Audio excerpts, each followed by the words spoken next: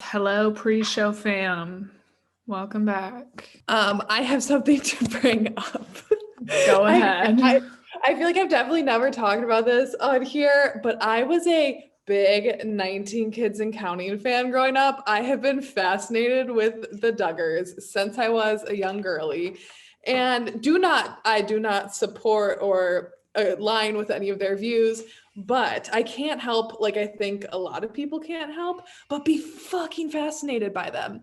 And their oldest son was just arrested today, which obviously not For shocking. pedophilia. So it hasn't been released yet what he's been arrested for.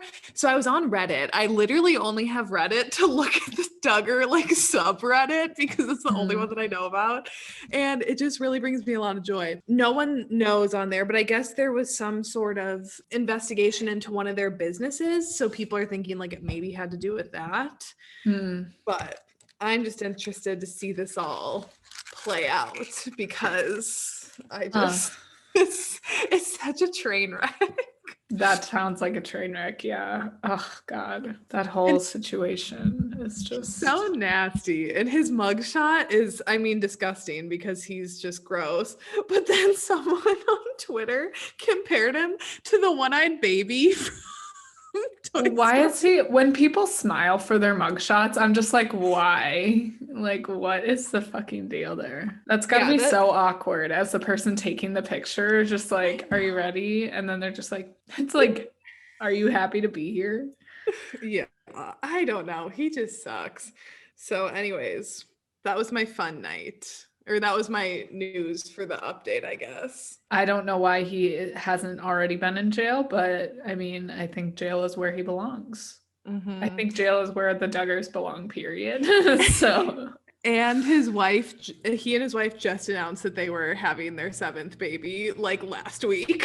So, yikes. He's the one who sexually assaulted people in the family, though. Yeah.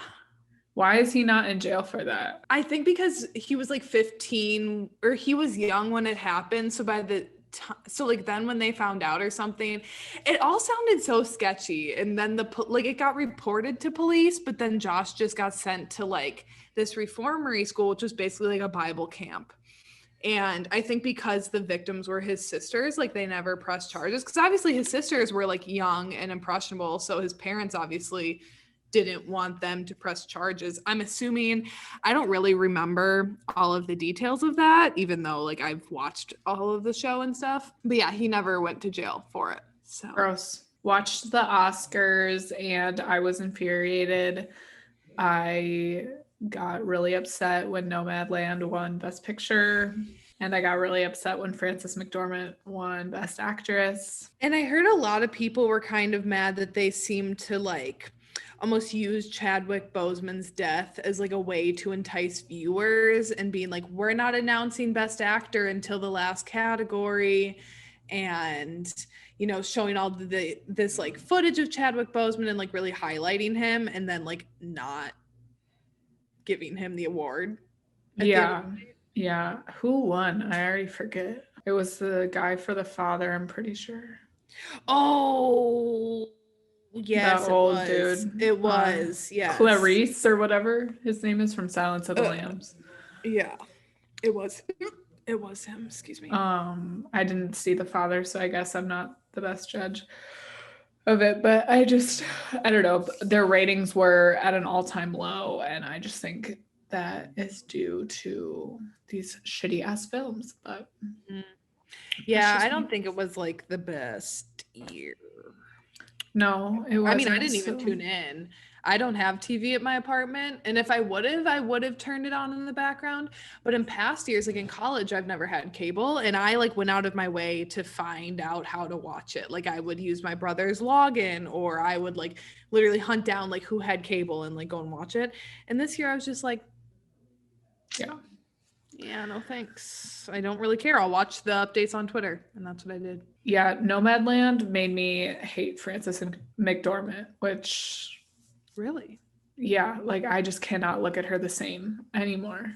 I'm so mad that she won and that film won. I'm glad that Chloe Zhao, is that her name? The director.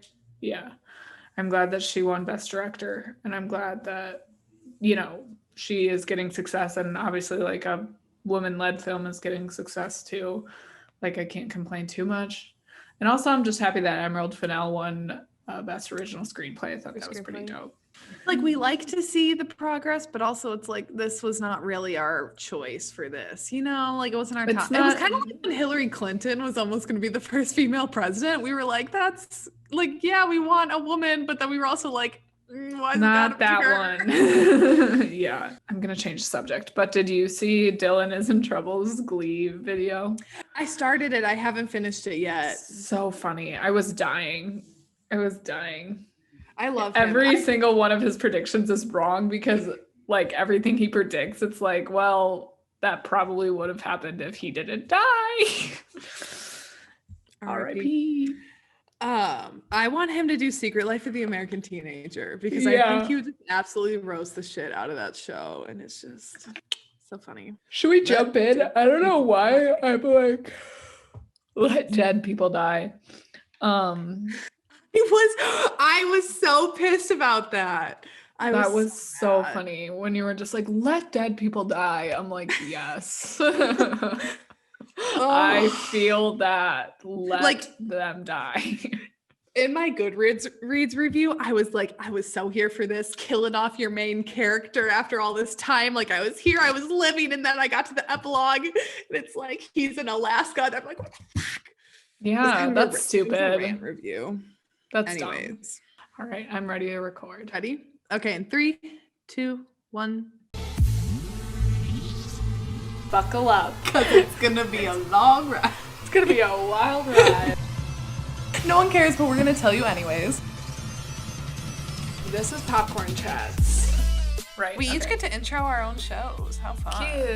Cute. That makes sense. All right. What's up, everybody? Welcome back to Popcorn Chats. I'm Katie. And I'm MICHAE. And this week, we are back with another TV show. Last week, we did Michaela's exciting time, her moment with Shadow and Bone, seeing one of her favorite books, or not favorite, but a book series that she likes, turned into an on-screen adaptation. And this week, we are witnessing the triumphant return, almost 2 years in the making, of one of my favorite shows of all time, The Handmaid's Tale. Bitch, we're gonna get into it. I'm so excited. I love this show. I'm so happy with these first 3 episodes, and I can't wait to talk about them. We thought that it was just gonna be 1, and then it ended up being 3 because we're just never in the know. No, we are always the last to know. I don't know if it's us or just like the people promoting this. I think it's the people promoting it because there was nothing anywhere about it being like first 3 episodes of Handmaid's Tale. I feel like you would have had to seek that information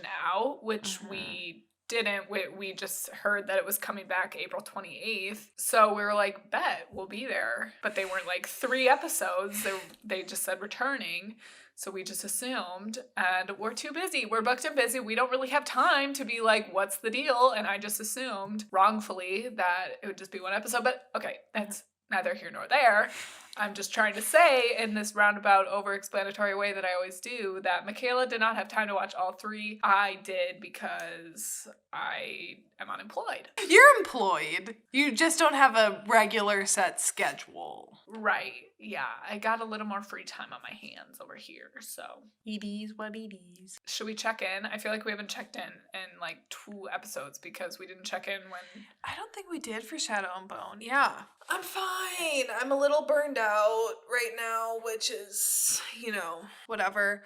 It's almost the weekend and I'm just excited. I was planning to just have like a very restful weekend, and I was going to binge watch this one movie series that I've been like waiting to get around to watching.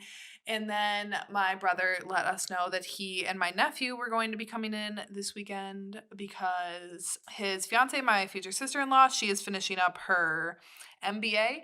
So she has a final this weekend. So they're coming, which is fun, but not what I was thinking for my weekend. That'll be busy, but fun. Like, I haven't had that much going on lately. I mean, I pretty much work and, oh my God, I'm fingers crossed, guys, that when you were listening to this episode on Monday, I have like a deposit down on kittens. Like, fingers crossed. The foster place, the kitten rescue place that I have an application approved for, they posted a litter last weekend, and I have been like obsessively checking their website because they're like, we have 80 kittens in foster care and we're like just waiting to post them until they're old enough and blah, blah, blah.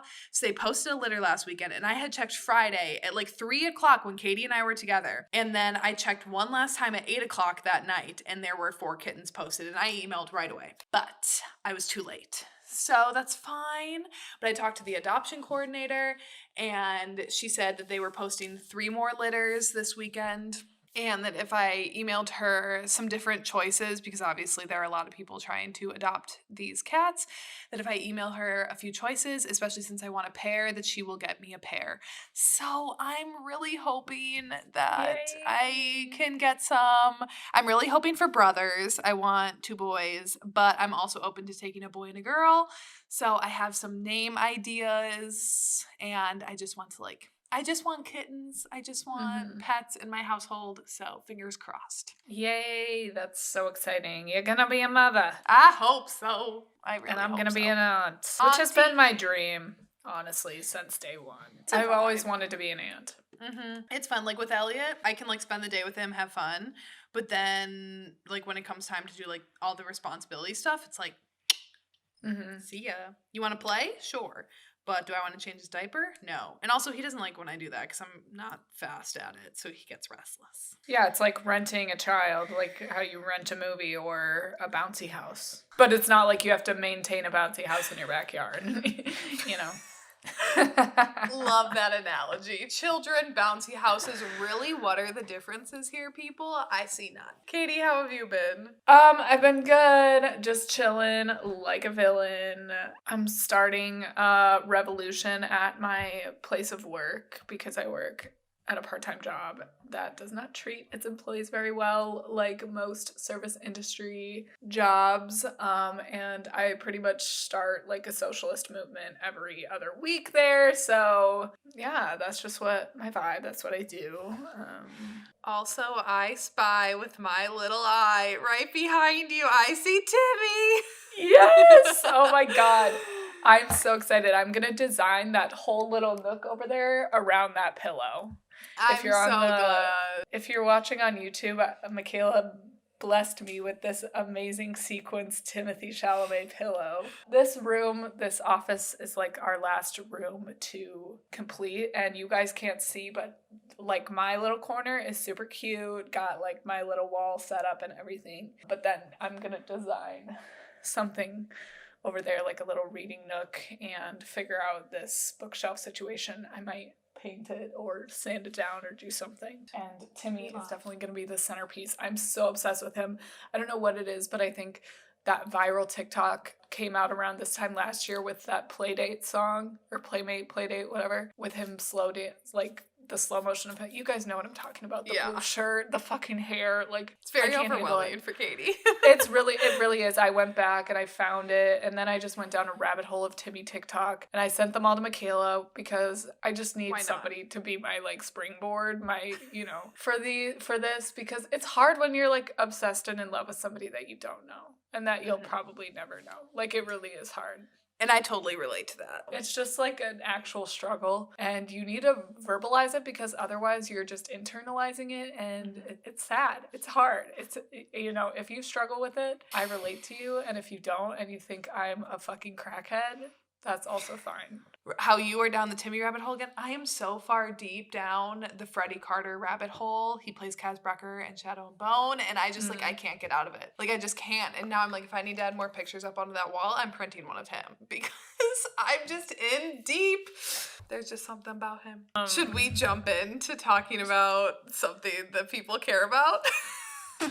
Sure. You all should care about Timmy because he is a blessed human. Anyways, he's really a bright spot for Katie. He is. First of all, we'll start this episode with a spoiler alert. All of our episodes obviously contain spoilers, and we don't always do a spoiler alert, but I figured since this show is so fresh. Be warned that we will be discussing all 3 of the episodes. Yep, so spoiler alert if you haven't seen up until the most recent episode of season 4, episode 3. Yes, this has been a long anticipated TV show coming back currently. I'm only in the midst of a couple TV shows. It's hard to keep track at this point because literally some of these shows have been off the air for almost 2 years now, and Handmaid's Tale has been a show that I've been following and watching for a long time now. The Marvelous Mrs. Maisel, which is in production and should be, the newest season should be coming soon. I'm guessing this summer. That's another one that's been off there for so long that I keep up with. Dead to Me is another one that I enjoy and has been, again, off for a while. I'm pretty sure that's it, but again, it's like really hard to keep track because like nothing has been coming out with new seasons. I was nervous for this season to come back for several reasons. One, I wasn't thrilled with season 3. I felt because I kind of stopped liking June a little bit, or I was just kind of like annoyed with her because she did choose to stay in Gilead twice. The first time was very moving for me, and I believed it when she sent Emily off with Nicole. I think I talked about it in our favorite TV scenes episode. Yeah, I don't know. I just didn't like that, and then June chooses to stay in Gilead again to distract the guards with the plane taking off, which again I understood, but it just kind of felt like June is choosing to stay in Gilead, and it annoyed me, but Luke did address that in these 3 episodes. I forget which one it was. Yeah, it was the 3rd episode that he was like, she's choosing to stay there because they were having like a vigil for her or something. He's like, I'm not going to pray for something that she doesn't want herself. And I was like, damn, go off. Is it because of her daughter being there still? Like, is that why she's still, I mean, I know there's a resistance there and that she feels that pull, and obviously she has a daughter there. Like, so Luke, you said, addressed that. Did he seem like angry about it, or was he understanding? So Luke is just the picture of helplessness. Like, he is doing everything that he can, you know, he's taking care of this child that is not his, kind of finishing what June started with getting these kids out of Gilead. Now he's trying to place them in homes. But at the end of the day, you know, his wife and child, that is actually his child, are stuck in Gilead. And he knows that June has had 2 chances to get out of Gilead, and she has foregone both of them. So I think he's frustrated, but also like proud of her and trying to be understanding. But yeah, I think he was angry and just didn't feel like attending the vigil because, again, it doesn't seem like June wants to leave Gilead. So I think June, at least the first time for sure, she wanted to stay for Hannah. And I do believe that that is still something that she wants to leave Gilead with Hannah, because that has been her goal from the pilot, you know, is to get out of here with her daughter. June has changed a lot as a character because she's in this leadership position now with this resistance and this Mayday network or whatever. She wants revenge too. I think she wants to see the commanders and everybody involved with Gilead, she wants to see them suffer. And I think things are getting a little bit blurry at this point. I don't think, obviously June is not the same June from the pilot. She's very different because trauma does that to people, and nobody in the show is unaffected by the trauma of Gilead. I have a note in here that's like, pretty much everybody is mentally ill. Like, you can see it. Everybody is not well, really, and it would be unrealistic to have anybody. I was gonna say, how could you be? You know, if you were stable, then maybe there's something more wrong with you than anyone else. Things are getting a little bit gray in terms of her motivations. I think she has a lot of motivations and a lot of feelings and a lot of things that she wants. And I don't think that escaping with Hannah is taking a back seat, but I think other things are just also important to her. Yeah, you didn't see this, but she does see Hannah again. She's seen her a couple times, and each time Hannah is like more and more removed from her. Hannah and June have seen each other a couple times, and each time Hannah sees her less and less like her mother, you know. And this time in season 4, when June sees Hannah again, Hannah is afraid of her, and she's not afraid of like the guards that are literally imprisoning Hannah where she is. She's afraid of June, and she's older. She's so much older. Like, it's been years in Gilead, like formative years. So she, you know, does not view June as her mom anymore. And then you see that with the other kids that June, the 86 kids that went on that plane and that she got out of Gilead. Some of them don't want to be in Canada. They want to go back to their parents, I say in quotes, the people that they think are their parents, because those are the only parents they can remember, because it's been years again. So I'm definitely getting ahead of myself. I don't know where I was going with that, but yeah, June was getting a little bit annoying for me in season 3, and I just didn't, the show needed to breathe, and we've had 2 chances now to get out of Gilead. And at some point, it's like, is this going to be a Walking Dead situation where it's just like repeating and repeating and repeating, and she has a chance and then she doesn't take it, and she has a chance, she doesn't take it. Like, you can only do that so many times. That makes me think of Lost, because like the first, I think like 2 whole seasons is on the island, but obviously they're constantly looking for a way off. And then there's like a plan, and then something happens, and then there's like a plan and something happens, and eventually they had to get off the island, and like you had to make that change and switch it up plot wise. And by the time that they did, it was like, oh, thank God, like we're moving. But then we ended up back on the island, but it felt refreshing to be back there after we had left for a bit. That maybe they need to do that, where it's like June needs to leave for a bit and then somehow she goes back in, you know, just to give it like a fresh feel. Yeah, just something needed to happen. And I think they realized that, and things are now moving in the right direction. But I was worried about that. I also wasn't sure if I was in the mood for dark and hopeless themes that this show tends to carry. Again, just like with what we've been talking about with the Oscars, it's just people don't read the room, and it's like, bro, I don't need this right now. I was talking to Jack about this actually, because I was like, why do I not feel that way about this? You know, I didn't feel like brought down by this at all. I was so like happy and giddy the whole time watching it, and I think it's because I've fallen in love with these characters, you know, especially the handmaids that are kind of at the center of these first 3 episodes. I loved them before the pandemic, and I knew them before the pandemic. So to see them again, it was kind of like seeing people for the first time after quarantine, which is weird, but it's like, in this world, even though it's a horrible world that Gilead is, but it's untouched by the pandemic. It's the same, and it's kind of like returning to something familiar, and like, you know, things are finally opening up, and we're getting back to normal, and I think that's why I felt so giddy and so happy. I was like, one of my favorite things is back, you know? So I think that's why it wasn't like super depressing for me. The themes in this are depressing, and a lot of what happens is depressing. Yeah, America is so different now than it was when this show started. I think this is a perfect Trump's America show. And that's when it started, and, you know, everybody was like, this is where we're headed and all this stuff. You know, it makes so much commentary on, you know, this show came out around the same time as like the rise of the Me Too movement, and it just was so resonant of like what was going on, and it still is, but it's just cool to, I guess, return to this world and these characters that I love so much. And I was worried about the amount of time that there's been in between these seasons, because the last episode of season 3 came out in August of 2019. Did you pick up right where you left off? Like, did you remember everything, or did you need a recap? I definitely appreciated the recap at the beginning. I thought it was good. And there's a new recap at the beginning of each of these 3 episodes, and they've all been helpful, and I feel like I'm right back in it. So I feel like they needed that for having that much time off, you know? And I wonder if, you know, if we didn't have this much time for them to really think about it and flesh out these characters,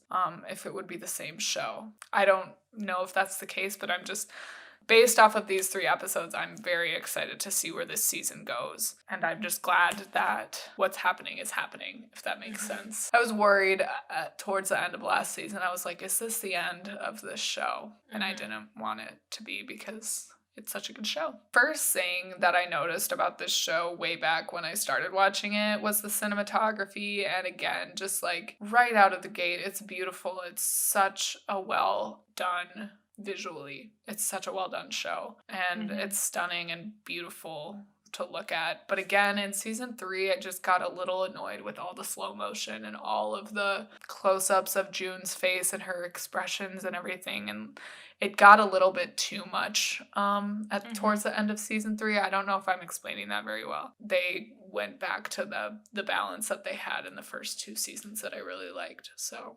cinematography, great. I was thinking that in that episode, I'm like, this is really pretty. And did you not get Purge vibes from that like little slow motion dancing moment? Yeah. I was like, they literally look like the Purge in the first movie. I'm thinking like when those Purgers come to the house and they're like dancing around in the yard in their white gowns. Like that's what this reminded me of. I was really scared that something was going to happen. Like I thought that they were like Janine dancing like that. I thought she was just about to get shot like to death. That was a total misdirect because I felt the same way. I'm like, I feel like something's about to happen. Someone's about to bust in here and take them or shoot them or something. Like I was just waiting for the shoe to drop and then it didn't. I was like, okay. I feel like I don't completely understand June as a character. She's really hard to read at this point, and she's kind of unpredictable, which makes her so fun to watch.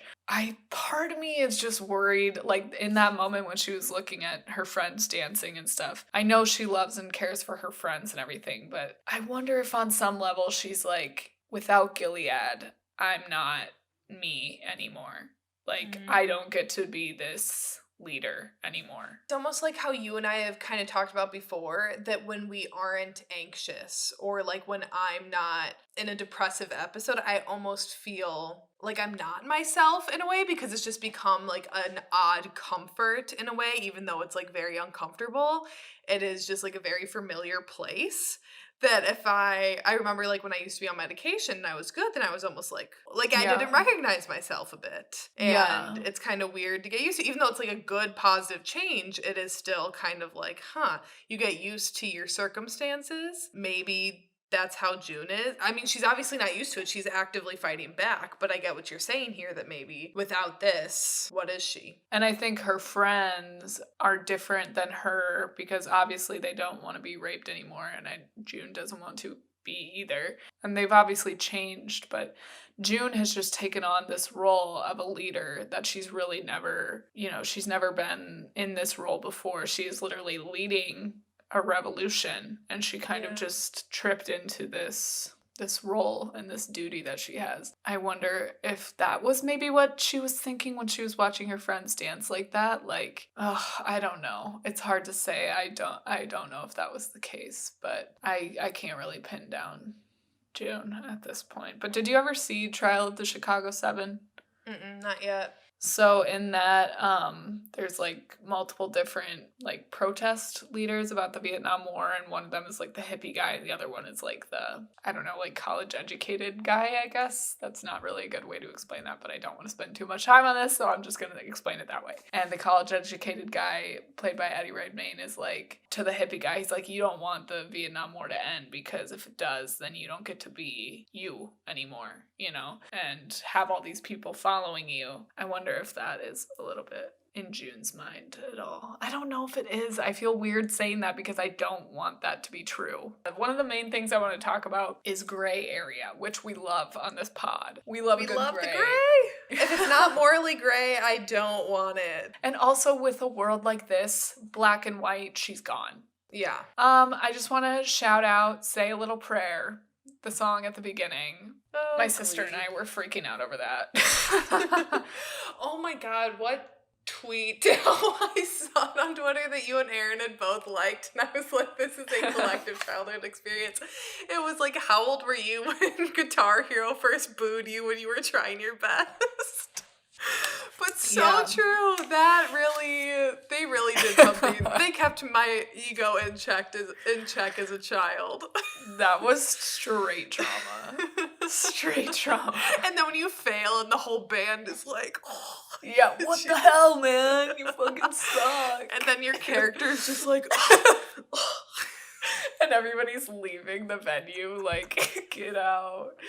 That was also like really strenuous because we would get mad about that too. We would. Ugh, Same I want with to play Star Guitar Wars. Hero. Anyways, I digress. Sorry. This was another thing that I was talking to Jack about earlier, but I think the theme of the Handmaids sticking together no matter what is like my favorite part of this whole show. And we've talked about before how, like, if you want to get me, like, if you are making a film specifically for Katie, you gotta have women just being women and working together. And, like, I don't know what it is, but I can't get a fucking enough of that shit. I love it so much. And I was like, why is that? You know, talking to Jack, and I was like, whenever that happens on screen, I'm just, like, I feel this euphoric feeling. It's so simple. Just women, like, interacting. What... In life, in real life, in reality, that is so prevalent. I think women just have this unspoken bond, whenever you're in a room with another woman, it's just like, not every time, but for the most part, you just have that, like, that shared experience, that sense of, like, women, and we stick together and we work together and we understand each other on another level that, like, men don't necessarily understand us on. That feeling is just so prevalent in my everyday life. I'll just speak for myself. But we rarely see it on screen for some reason. It's not something that is often captured, probably because most on-screen stuff is made by men and they don't know how to portray women. God, when I see it on screen, I'm just like, yes, like, that is what it's like. And I love seeing them all work together and just be there for each other. And the fact that at the end of season 3, like, they are all the ones probably having the worst go of it in Gilead. Like, they're the ones getting raped on the reg, like, beaten all the time. Their kids are taken away from them. They got it bad. They put all those kids on the plane and they could have all gotten out too. But they all stayed behind to make sure that the kids and the Marthas got out. Like, are you kidding me? A man could never. A group of men could never. That's all I gotta say. Just the way that they, like, look at each other. I don't know how to describe it. I sound so batshit crazy. I'm so sorry. No, you but don't. It's because it's such a rarity for us to have moments like that and to have them well done. And it's so well captured in this, like, the way they look at each other, that true, like, friendship love and how they're there for each other. Like, they're all each other has. And for so long, they didn't even know if they could trust each other, but now they've gotten to the point where they can communicate without even speaking. I love, you didn't see this, but in episode 3 when they're all riding in the truck together and you can see it in their eyes. They're all speaking without even speaking. It's so cool. And how they're, like, comforting each other when they're in the truck and, like, holding each other's hands when the guy, like, gets on the truck. I just love moments like that where they're just, they ride or motherfucking die for each other. I just love that. I don't want to call it a trope. I guess I would maybe call it a trope. Those, like, ride or die crews. It doesn't, I mean, in this case, it's all women, which makes it even more epic. But I'm just thinking, like, where there are like on-screen friendships or on-screen duos that are great, but there are, like, very few, I feel like, that are just absolutely ride or fucking die. And that is so compelling to watch on screen, and it just will forever be one of my faves. I get what you mean that this has that. And it's even more heartbreaking to see that they all sacrificed themselves for June, obviously, but also to get those kids out, and they all stayed behind, and then to see these kids being ungrateful ass motherfuckers and being like, I want to go back, which obviously understandable, whatever, kids. I was gonna say they have their own trauma to work through as they get older, but in the moment it's like, okay, literally stop. It's hard to see that because it's like, well, because that do was you me. know what happened for you to get here? That was me halfway through episode 1. I Snapchatted you and I was like, what is this teenage bitch ass's problem? And I was like, she sucks. And then her and June sat down in the barn, and then I was like, Katie, I take that back, because I'm like, this girl has been through some absolute horrors, and she's a literal teenager, so you can't judge a teenage character by acting immaturely because they're teenagers. Yeah, she's definitely got some rough shit going on. That child is an amazing actress, though. Go off. Yeah, she looked familiar. Did you think she looked familiar? Yeah. I'm gonna look her up while we keep talking. I feel like she's that one girl from, she's like a savant in a movie or something. What's a savant? She's like a really smart person. Oh my god, she's in Gifted, isn't she? With Chris Evans and Octavia Spencer. That's what I was talking about. That's Yep. what I was talking about. Got it. We didn't even need to look it up. See, all it takes is you and got I. there. We really got there. Katie, we are just an iconic duo. We really are. I think, you know what? We're two halves of a brain. And We you put really it together, and we're a semi-smart individual. Yeah. You know what I was thinking when I was driving home? I don't know why I was thinking about this on my way home from picking up my dog from daycare, but I was just like, I was thinking about our friend group, and I was just like, you know, I don't feel like I tell Katie enough that she's my best friend. Aww. But you are. Best friends. You're mine. Anyways. Back to Handmaid. Yeah. Where were we? We were talking about the children. Yeah, the children and Mrs. Keys. Who's just Mrs. another Keys? the kid, the child. Okay. Bride.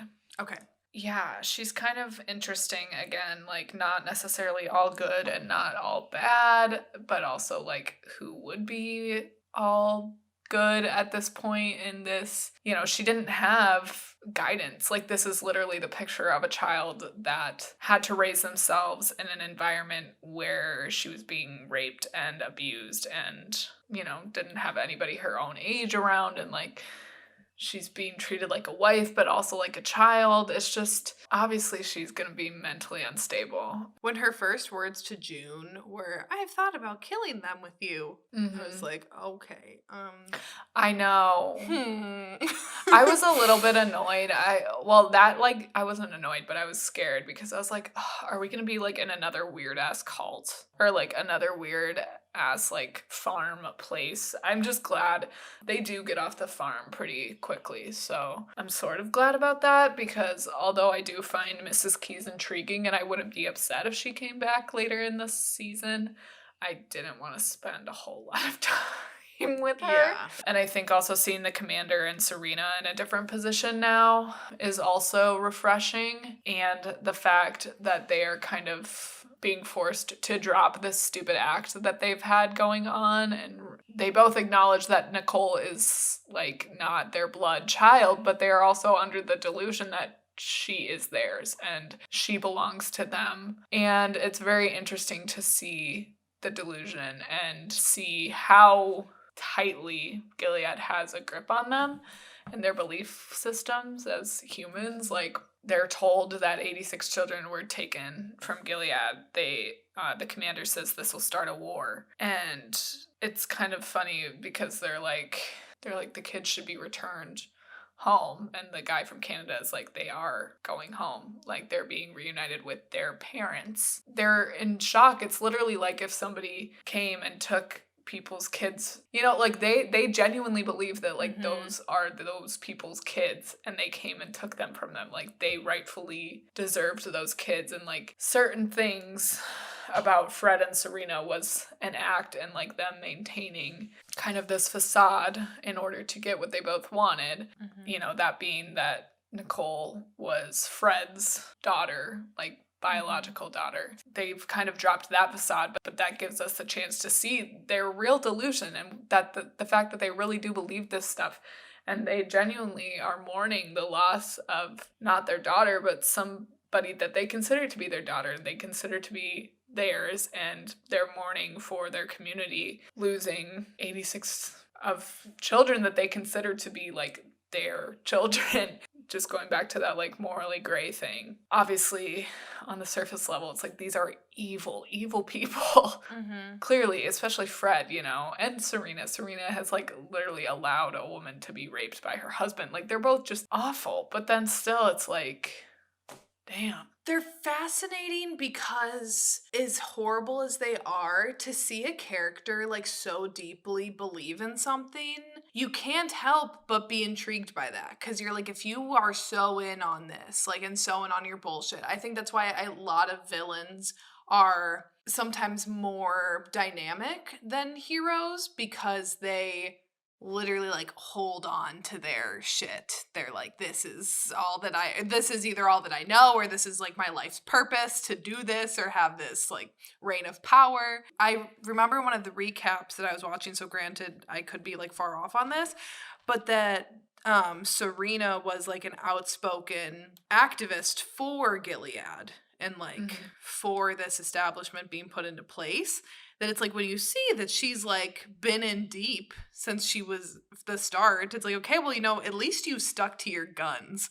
Like, not saying that I agree with it, but at least you stick to what you believe in. She wrote a book about basically how women should serve their husbands. And that was kind of like the philosophy within the like Gilead church or whatever that they were a part of that eventually like had those terrorist attacks and took over America.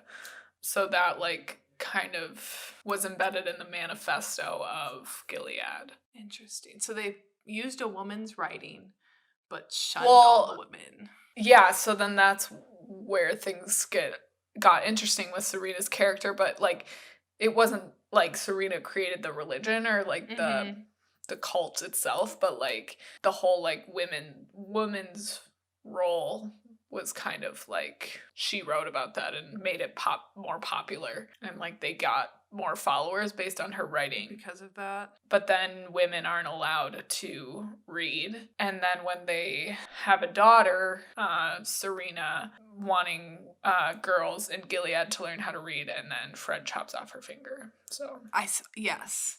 Saw that. I was like, that's excessive. I have a clarifying question. We can cut this out if it has nothing to do with the episode. But, okay, so was Fred infertile? Is that why he never got June pregnant? In season 3, I believe it was the guy that's like working with them in the prison or whatever, the Canada guy, he tells Serena, basically, she's like doing visits with Nicole and the like daughter. Cooperating with the Canadian government and kind of just trying to spend time with her daughter. They're trying to get information out of her, whatever. He says that based on our research, it's the men that are infertile, not the women.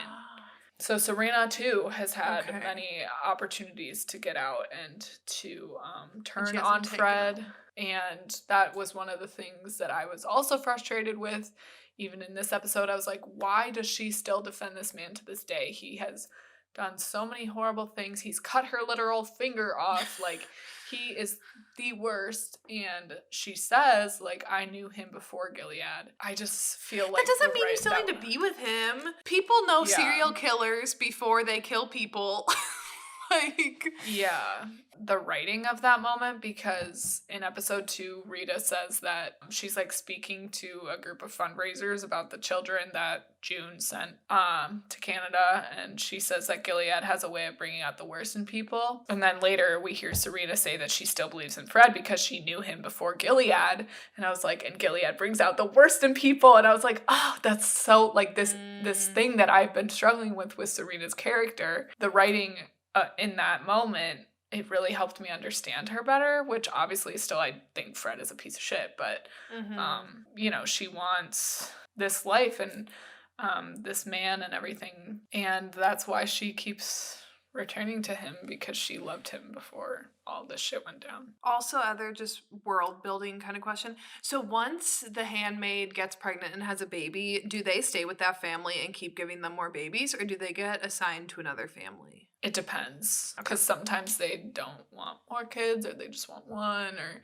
they'll go to a different family who hasn't been successful having a kid. So then Serena, since June was not getting pregnant, she had Nick and her do the deed, and so Nicole is their child. I do just want to say one last thing about episode 1. When she collapses, when the guy at the farm is like, you're safe, and she collapses, that was such a satisfying moment, because it's been such a long time coming, and like June is finally safe and out of Gilead, and just to hear those words, it's like, oh, thank goodness. And it's a bold choice too in episode 1 to be like, yeah, she's safe now. It's like, well, then where are we going from here? But clearly they also like set it up for there to be so much more. But it was like such a satisfying moment, even though June's motivation is kind of hard to pin down at this point.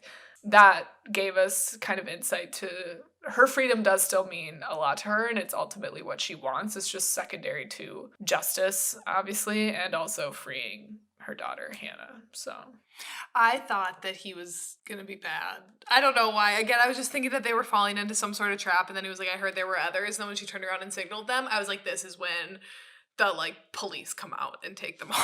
I was like very confused about the whole Mrs. Keys situation and this commander and everything and like what was going on at this farm. But I thought the pacing of us like learning that information while we got to know Mrs. Keys a little bit better and got to know the trauma that she went through, and then we realized that this guy has like Alzheimer's or something. Like he doesn't really know what's going on, and so all these people are posing as Martha's and like guards or whatever, and she's been poisoning him. But yeah, it does not last. So in episode 2, I just really feel for Luke and Moira and Alexis Bledel, bitch. I love her so much, and I love her character Emily, and I really hope that we get more of her in this season. I love her so much, and I love that all of them are like continuing the fight for June in Canada and like trying to place these children, and they're all just doing such good work. And Rita, I'm also happy that she's out of Gilead, but it's weird too because she is kind of she still says like blessed evening, and it's like she is also kind of tainted. You know, she gets up in front of the group of people to talk about June and the Angel's Flight or whatever they're calling it, and she gets really teared up and like talking about June and everything, but then she's a little hesitant to like assimilate back into normal society, and that's just interesting to see. And what ends up happening is Moira asks Rita to go to the foster kid's house, or he's not a foster kid, he's reunited with his aunt, and he misses Gilead and wants to go home. And Moira brings Rita to that house and has her like cook him dinner or something, and she's like blessed evening, and the kid's like blessed evening, and the kid won't eat like chicken nuggets and mac and cheese that his aunt is making him, and Rita makes him stuff from Gilead or whatever. So that'll just be interesting to see how they let go of Gilead. It's so weird how even things that like traumatized us are comforting in a way, and we still hold on to those things because it's hard to, as humans, we adapt to any environment that we're in. Here's the big reveal of episode 2. I hope you're ready, and if you have not seen episode 2, this is a really good time to hop off or skip ahead a little bit. Serena is pregnant. Rena? Who's Rena? Serena. Oh, T! So, who's the dad? Fred. Ew. So wait, so he's not infertile? Right. So how it's like they're not infertile, but it's just like it's the men's fault. Like it's their swimmers just aren't great. Why not? But yeah, so thank you, blame men. So basically they haven't hooked up in a really long time because God says that you can only have sex to create a child. So Fred has just he definitely like gets with other women on the side. He goes to that club, yeah. And Serena knows that because she's like being screened at a health check and whatever anyways, she knows, and she talks about that. And anyways, her and Fred kind of have a little sit down, and Serena is finally like, fuck this dude, I'm done with him. Like, I want to cut all ties. We're going to go to trial. We're going to take this guy down. Whatever. She's telling the Canada guy that, and he's just like, you're pregnant. And I just love that move, right? Again, the writing with Serena's character in particular, like, let's give this bitch what she has wanted, always wanted, from day one, a biological child with her husband, the second that she doesn't want it. Right when she wants nothing to do with this man, now she is tethered to him for life. Whoever wrote that, whoever came up with that, you're one of the best. That is so good. I just really appreciate that. Isn't Serena, like, arrested, too? So yeah. She's in legal trouble. Basically, so like doesn't she have charges from June and what's his name? Nick. Like, Serena turned him in, so then he was like, well, she's not cleaning this either. She forced this dude to have sex with her so that we could have a kid together. Like, so they're both just, like, bringing each other down, and she, like, was kind of doing a last attempt to get this man back that she knew before Gilead. And he's just like, you can't manipulate me anymore, and you're a bitch, and all this stuff. And so she's like, fuck him. And yeah, and now they will have to know each other forever probably because they have a child together. So y'all get what you deserve. I hope you enjoy your child. Moving on to the final episode, just some broad notes. Oh, this one had me reeling, bitch. We have the character of Joseph. Sorry, that came out wrong. Joseph, the commander. So June was of Joseph. Is he the one who helped Alexis Bledel escape? Yeah. He's the guy from Get Out, the dad from Get Out. Mm-hmm. Another, like, interesting, confusing character that I didn't really love in season 3. He had a wife that was also mentally ill, just like everybody else. She is no longer with us. She succumbed to her mental illness. I don't know why I'm laughing at that, but... I was gonna say, wait, didn't she overdose? Yeah, sorry. Anyways, he's, again, just like a confusing character. He wants to help. He feels a lot of guilt about his involvement in Gilead and what he has done to create this horrible place. But he's also like, I can't do anything about it, and what's done is done, and I'm just gonna make my bed and lay in it and probably burn in hell for all the shit that I've done. He's just kind of giving up.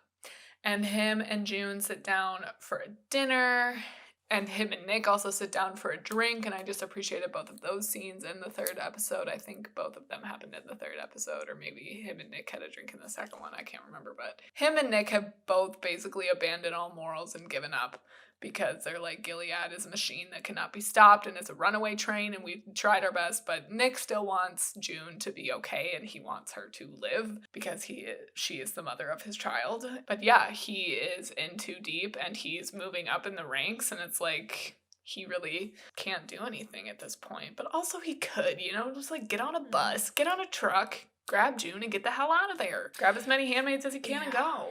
They made crossing over into the Canada border look fairly simple with the commander or with with Fred and Serena. Right. Like when they got tricked into going over the border. Yeah, they just kind of drove over there. I feel like if a dude had an access to a car, like what's stopping him from just loading up a bunch of people in it? I mean, obviously a lot of things. It's not that simple, but... Yeah, I know there's like checkpoints that they have to pass, but... So June gets captured by Gilead again. So she... Again? Yeah, so she... That club... She goes to, like, poison all the men, all the commanders there. And that guard that Mrs. Keyes kills or whatever. Basically, June just goes on this, like, heist to kill more commanders. And then she comes back and she is apprehended by Nick and other Gilead people. And he is like, I want you to live, so just come with me. Like, don't worry. The other handmaids that were at the farm... thankfully have moved on to the next safe house, and June is then taken to Gilead back with Aunt Lydia. June is tortured, and they're trying to get her to give up the whereabouts of the other handmaids, and she is like, fuck you, no, I'm ready to die for my girlies. And I was gonna say, she will literally die before she gives them up. Yeah, they're waterboarding a bitch. They're about to yank her little fingernails off. Like, it's a bad time. They're putting her in a little box. She has to sleep in a little metal box. It's not good. But she still will not give them up because she's ride or die for the girls. But then they're like, this is a tough bitch to crack. But you know what? We're Gilead, and she's just... her daughter. Well, first, they take her up to the roof, and there's 2 other handmaids from Gilead on the roof that they have standing on the ledge, and they're tell us where they are. And then one of them's like, don't tell them, June. Pushes her off. She's down. So then there's the other girl that hasn't said anything, and she's just crying, and it's so heartbreaking. And June like walks up to her and grabs her hands, and they're like, where are the other handmaids, June? And she's about to say it, but then they push the other girl off. And so it's like, fuck. Damn. Yeah. So and They then suck. she still doesn't crack. And then, so this isn't Aunt Lydia doing this. Aunt Lydia is like wanting June to give them up and be like, come on, like. Because she wants to put them on the wall. No. She cares about Aunt them. Lydia does. What? She cares about them. Did she not say to all of the commander people that she's like, I want them returned to me so I can put them on the wall? She said. But does she ever... See, this is where I feel like context would help me. I don't feel like I ever prefaced this in this episode, but people, if it sounds like I don't know what I'm talking about, that's because I don't. I've only seen the first couple of episodes of season 1, and now this episode in season 4. So... Yeah, so I'm filling in the blanks. Lydia's a character I'll get into when we talk more about Gray Area in a second, but she is more just like along for the ride with this whole torturing situation. There's this dude, like torture expert that they bring in to torture June, and Lydia is just there being like, girl, come on, give them up, like, I don't want you to die, basically, or she's just kind of like, you stupid girl, blah, blah, blah. She's like there, and she's listening to June be tortured anyways.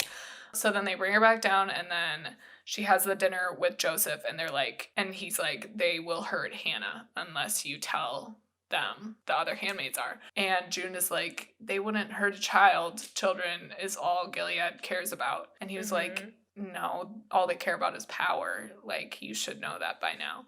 And I was like, damn, you right. Fuck Gilead. They spooky. They don't care about nobody. Anyways, so June does eventually give them up because it's Hannah. So yeah, they were all just like holding hands. So all of the handmaids got caught too? Yeah, so they all just like, and they were all like on their knees hiding, but then one of them like stood up, and they all just like grabbed hands and stood up, and they were like ready. And so then they were all taken. So then we're back to Gilead, bitch. We were so close. So then June is like, just kill me now, Lydia. Like, put me out of my misery. I'm ready to go. And Lydia's like, you're too valuable to die. Like, you're handmaids. You're still gonna be like doing your duty.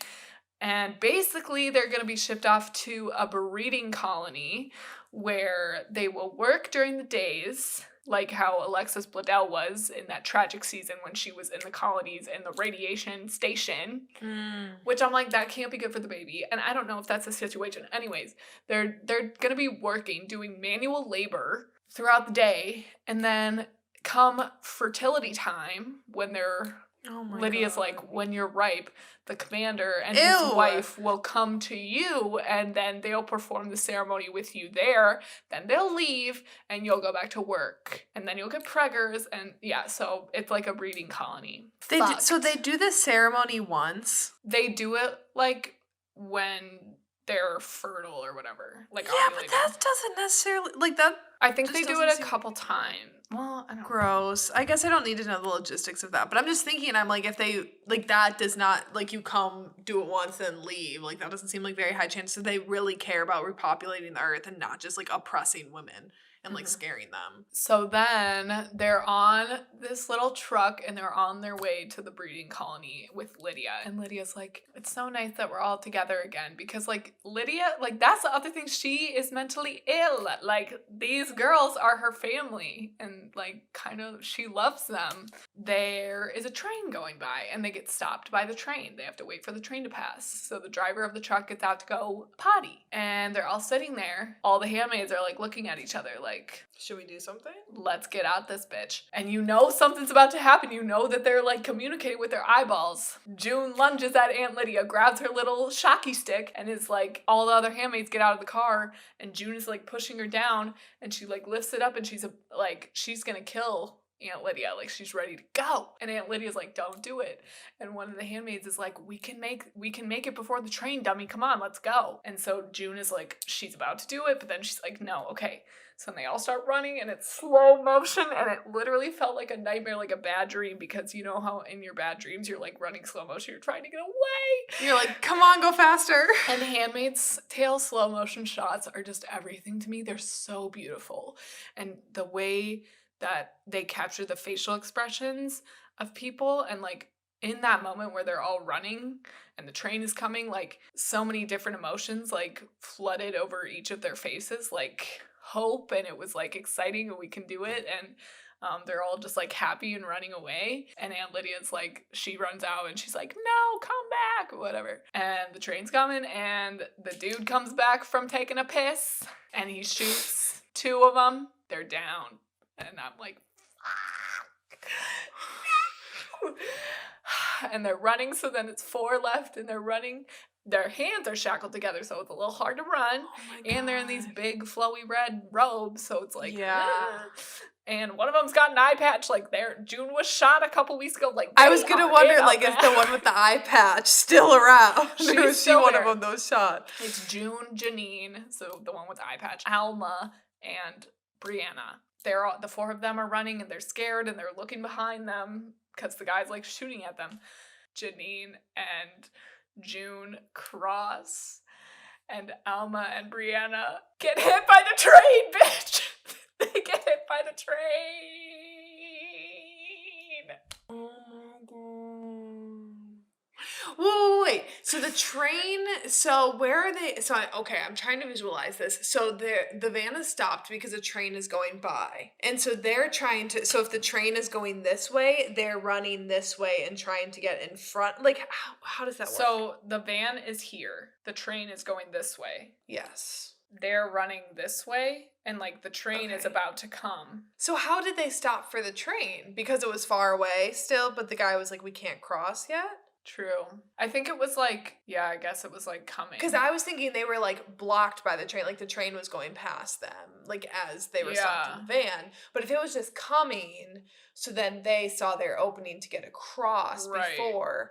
But then why was the dude just sitting there before the train was in there? Because clearly if he had time to pee and they all escape and he shoots 2 of them, like he would have had time to cross the train tracks. Definitely.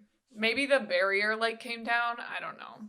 But yeah, that's a little bit of a plot hole. Anyways, R to the I to the P. So fucking sad. And then obviously Janine is unwell. Hysterical, probably. Yeah, and June is just, I don't know if this happened in season 1, but Janine like had her baby that she had with a commander, and she like was on a ledge about to jump off with both of them, and June talks her down.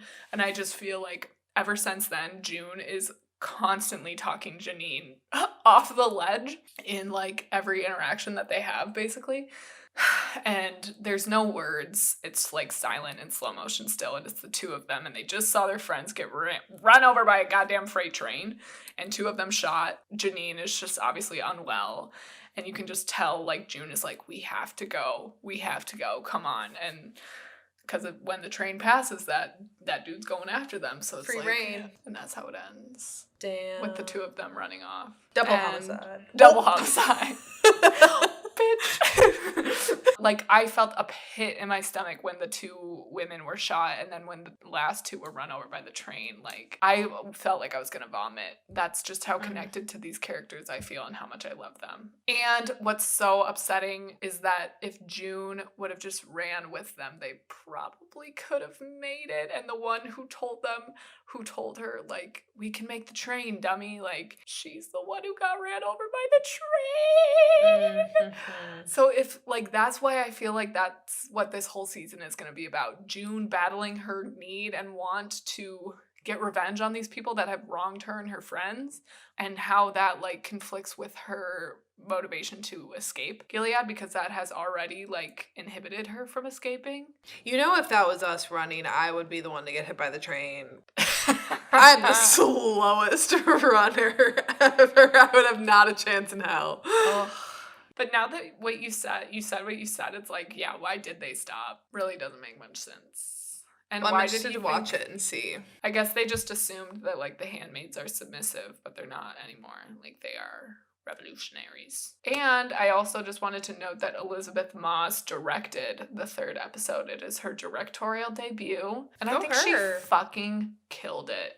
I just want to say, Elizabeth Moss, if you're listening, which I know you're not, but think you're a little bit strange. But girl, you fucking killed it. You killed it. I got some questions. I got some questions for you about Scientology.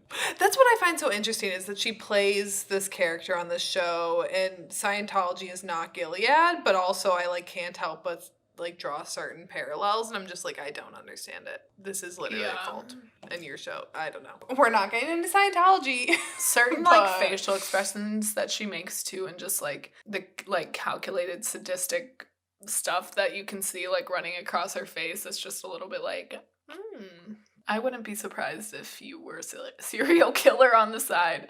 Yeah. So the last thing I just kind of want to talk about is the gray area with all of these characters that we're seeing, and I feel like that is a theme that this season is really going to explore, which I love and I'm super excited about. Aunt Lydia, obviously another person that on the surface is like evil. She's done horrible things. She literally took Janine's eyeball out of her head.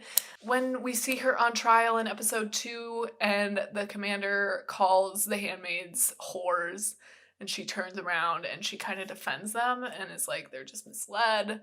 Was that in episode 2 or episode 1? That was in episode 1. Okay, I'm sorry, episode 1. And then when she hears June being tortured, she struggles with that, and she like is embroidering stuff while she's hearing June scream, and she's like trying to, you know, you can tell in her face that she's struggling. The actress who plays her is doing an amazing job showing this like conflicted compassion that she's feeling, because in the past couple seasons too, you can just tell the love that she has for these girls. And I was watching an interview with Elizabeth Moss, and she said like June loves Aunt Lydia too. Like they do have a love connection, but Gilead doesn't have room for that kind of love relationship. Aunt Lydia does feel like a sense of ownership over these girls, and like they are a reflection of her ability to like spread the word of God, I guess, or like influence and do God's work.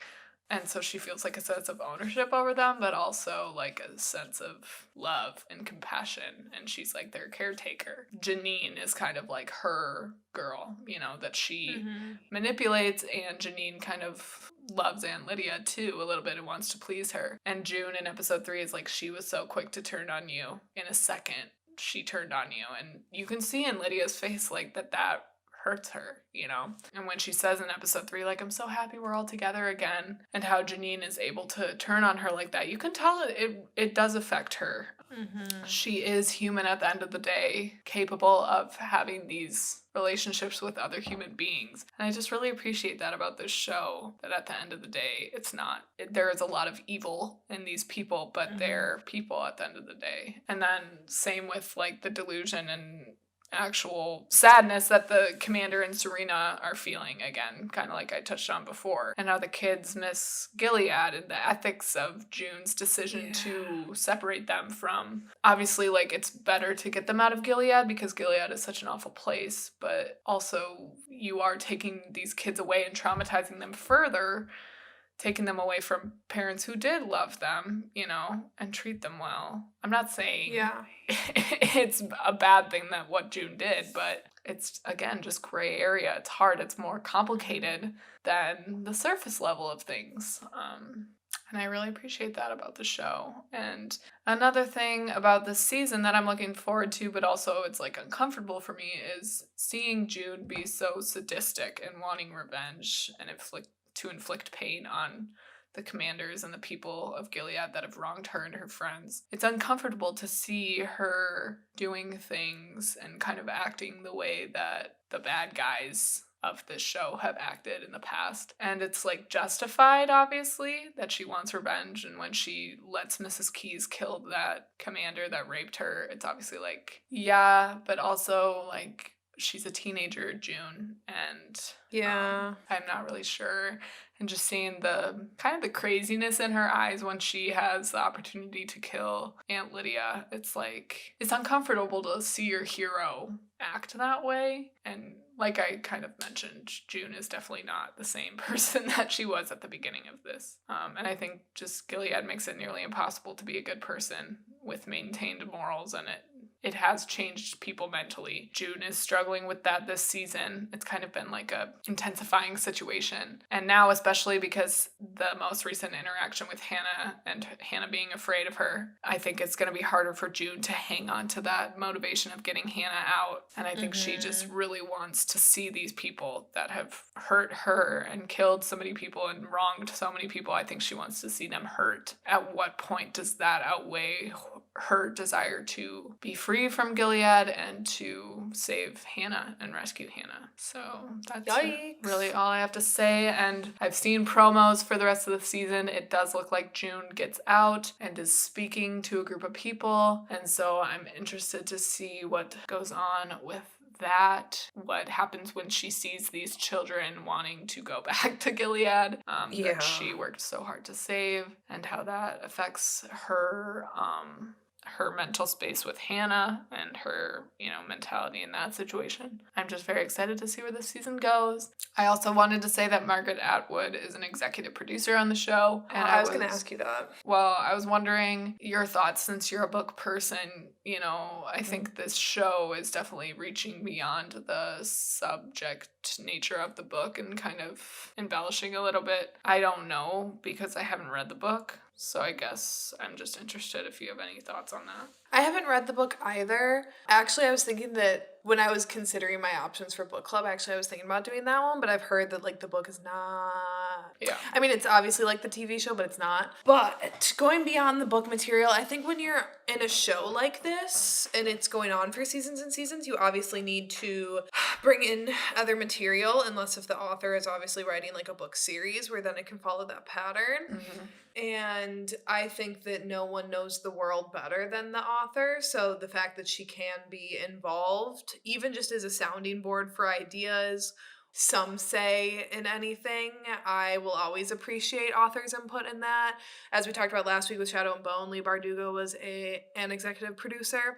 And I think you could tell with how well it was done and how closely the characters reflected the books and how the vibe of the whole show just felt very similar. Even with the Crows, for example, where that storyline was not included in the books, it felt very true to those characters and the essence of the book. And I do think that has to do with Leigh being involved and having that input into the world. I think that's cool that Margaret Atwood is involved, even if this isn't directly coming off of her novel anymore. Right. Even Leanne Moriarty for Big Little Lies. So season 1 followed the book to a T, but obviously when they did season 2, they were we don't have any more material from her. And they asked the author, can you write us a novella? So that way we can kind of go off of what you would envision. And she did exactly that. And I appreciate that. Right. I like that they did that because they definitely didn't have to. But I just will always have an appreciation when Hollywood asks for authors' input in their own worlds and stories. So this season's going, how many episodes is this season going to be? Do you know? I don't know for sure. How many does it have? How many seasons it's going to go through? Could this be coming up on the final season soon? Or I hate to say this, but I hope so. I think, unfortunately, with a show like this, to have them continue, it's there's only so much space, and at some point we need something to happen, and I think there may be a war or something, and I wouldn't be surprised if they make an entire season out of that. Potentially season 5 will just be this war between Gilead and Canada, but I also don't know how much to believe that because nuclear weapons kind of make war between developed nations a little bit tricky. So I don't know. Yeah. We'll see what happens. But yeah, I'm hoping that this is kind of the resolution in the end, which is hard to say, but it's just I don't like seeing really, really good shows go on for too long. You want them to go out on top, and it's very, very rare that they do. Yeah. Shows always overstay their welcome. They really do. And I think stories are so long, and I appreciate the television format of things because it offers bigger space to tell a more complete story, especially with characters, You can really get to know characters more in depth than you would in a movie, just going back to, what I was saying about the Oscar films this year versus this show. I feel like they're my friend. I know these people. And you don't always get that with just a one-off movie, maybe with a franchise, but it's a delicate balance. It's a very delicate balance, like The Walking Dead, for example. Still going on. I used to be a diehard fan of that show, and I have not watched in years because I just didn't believe it anymore. At some point, it's what's... You get that it's fiction, but it's come on. It's hard to put words into it, but the fact that Schitt's Creek ended and people were upset about that, and you know, it felt like it was just getting really popular, and then it ended, and it's like, yeah, but how long is this gonna continue? You know, like, they're kind of having success in their lives. Like, you really think that they're gonna stay in this town for forever? Like, they didn't want to stay in this town forever. They have to change and evolve because that's what humans do, you know? They don't. Yeah. TV is all about a situation and a character within that situation, and situations do not last forever. And if they did, you know, like if June stayed in Gilead forever, and that's just what the reality we're supposed to accept, then why are we even watching? If the zombie apocalypse is just going to be going on forever and everybody's going to die, why am I still watching? Because that's depressing. If every fucking doctor that steps foot into Seattle Grace Hospital is gonna go down in a plane crash or get shot up by a fucking shooter, why am I watching? Why am I getting attached to all these characters? And the show let dead people die. Let dead shows die. What I'm saying. Too many shows have overstayed their welcome, and I think that's why I have a problem with TV or watching shows that are incomplete, because it's just like I don't want to just get dragged on this ride for years on end. And it's upsetting, you know, I don't want to see these characters dragged out like that. I want them to get the resolution that I feel like they deserve. It's hard for me to say because TV audiences it's so hard because, again, that feeling of like knowing these characters and being comfortable, you know, when you have that show, you just never want to end because it's so good. And it's hard starting new shows because you have fallen in love with other ones. And it's like for TV writers to really find that balance.